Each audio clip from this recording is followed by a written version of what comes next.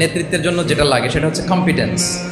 কিছু কম্পিটেন্স লাগে, এর মধ্যে অন্যতম কম্পিটেন্স হচ্ছে অ্যালোকোয়েন্স, বাগ্মিতা, বক্তব্যের পারঙ্গমতা, এটা লাগে।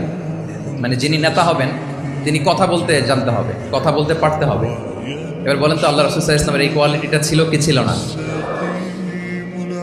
অসাধারণ কমিউনিকেশন স্কিল ছিল আল্লাহ রাসূল সাল্লাল্লাহু আলাইহি ওয়াসাল্লাম। এবং ওনার পাবলিক স্পিকিংয়ের যে কি দক্ষতা, আমরা ওনার বিভিন্ন বক্তব্যে, ওনার জুমার খুতবায়, ওনার বিভিন্ন আলোচনায়, বক্তব্যগুলো থেকে আমরা বুঝতে পারি। তাহলে নেতা হইতে হলে তার অ্যালোকোয়েন্স লাগে, বাগ্মিতা লাগে। একজন মানুষ সর্বপ্রথম কোন জিনিসের প্রেমে পড়ে জানেন? কথার প্রেমে পড়ে। কিসের?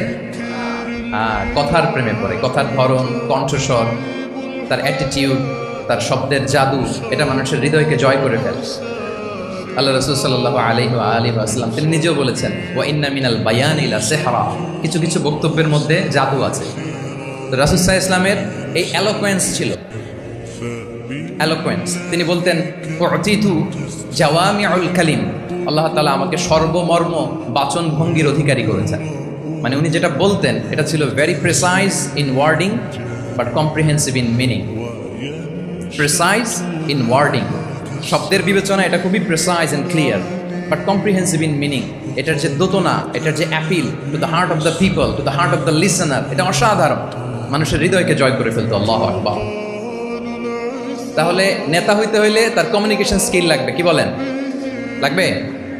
এখন নেতা আসছে, উনি বক্তব্য করতে পারতেছে না, তাহলে কি নেতা হইতে পারবে? পারবে না। তাহলে পাবলিক স্পিকিং, কমিউনিকেশন স্কিল, এটা ইটস এ মাস্ট, এটা নেতার লাগবে। যেমনটি রাসূলুল্লাহ সাল্লাল্লাহু আলাইহি ওয়াসাল্লামের ছিল, উনি সর্বমর্ম বাচন ভঙ্গির অধিকারী ছিলেন। বলতেন কম, কিন্তু এটার অ্যাপিল ছিল অনেক বেশি, এটার ব্যাখ্যা হয়ে যেত অনেক। রাসূল সাল্লাল্লাহু আলাইহি ওয়াসাল্লামের সবচাইতে বড় ভাষণটি ছিল বিদায় হজের ভাষণ, খুব সম্ভবত। ওই ভাষণের টেক্সটগুলোকে যদি একসাথে করা হয়, আমার মনে হয় 10 মিনিটের বেশি লাগবে না ওই টেক্সটগুলো পড়তে। তার মানে সবচাইতে বড় যে ভাষণ ওনার, ওটা কত ছিল? 10 থেকে 12 মিনিটের ভাষণ ছিল। আমরা তো ঘন্টার পর ঘন্টা বক্তব্য করি, তারপরেও তো আমরা মানুষের মনকে খুশি করতে পারি না।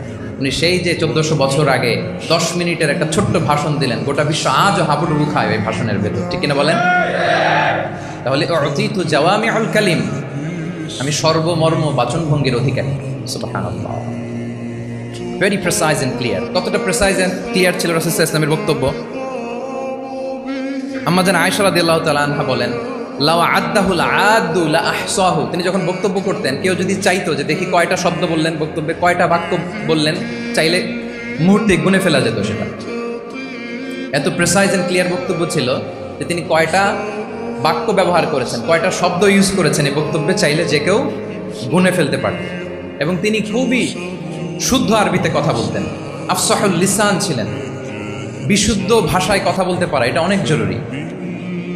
রাসূল সাল্লাল্লাহু আলাইহি ওয়াসাল্লাম অত্যন্ত বিশুদ্ধ আরবিতে কথা বলতেন, এবং বিশুদ্ধ আরবি জানাটা বা বিশুদ্ধ ভাষাটা এত জরুরি যে আল্লাহ তাআলা তার প্রিয় হাবিবকে এই বিশুদ্ধ ভাষা শেখানোর জন্য মায়ের বুকের দুধ খাওয়া থেকে বঞ্চিত রেখেছিলেন।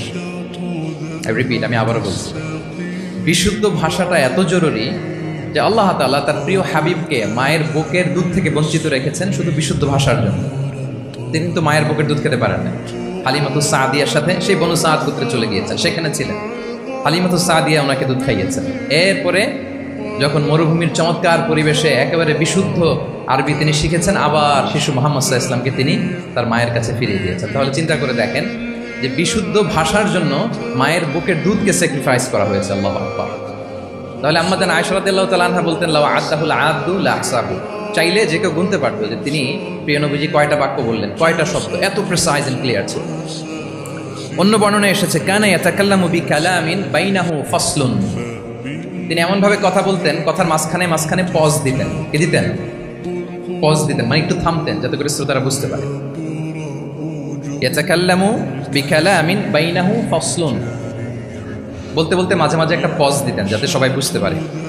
ইয়াহফাযুহু মান জালাসা ইলাই, আশেপাশে যারা বসতো তারা সহজে এটা মুখস্থ করে ফেলতে পারত। পজ দিয়ে দিয়ে থেমে থেমে এত চমৎকার করে ওনার প্রেজেন্টেশন ছিল, বক্তব্য মালাগুলো ছিল, ফলে যারা শুনতেছে ইজিলি মুখস্থ করে ফেলতে পারত। এবং গুরুত্বপূর্ণ কথা তিনি এমফাসাইজ করতেন, 3 বার বলতেন। একবার তিনি বলতেছেন, আত্তাকওয়া হা হুনা হা হুনা হা হুনা, ওয়া ইউশিরু ইলা সাদরিহি 3 মাররাত। তাকওয়াকে তিনি এখানে রেফার করেছেন। আমরা তো মনে করি তাকওয়া সব ঢুকে গেছে এখানে, তাকওয়া ঢুকে গেছে টুপিতে, তাকওয়া ঢুকে গেছে জামাতে, এগুলো তাকওয়ার একটা নমুনা। কিন্তু আল্লাহ রাসূল সাল্লাল্লাহু আলাইহি ওয়াসাল্লাম বলেছেন তাকওয়া এখানে, এখানে, এখানে, এভাবে 3 বার তিনি ইঙ্গিত করেছেন। গুরুত্বপূর্ণ কথাকে তিনি এভাবে এমফেসাইজ করতেন। মাঝে মাঝে এমন আবেগঘন বক্তব্য উপস্থাপন করতেন, সাহাবারা অশ্রুসিক্ত হতো।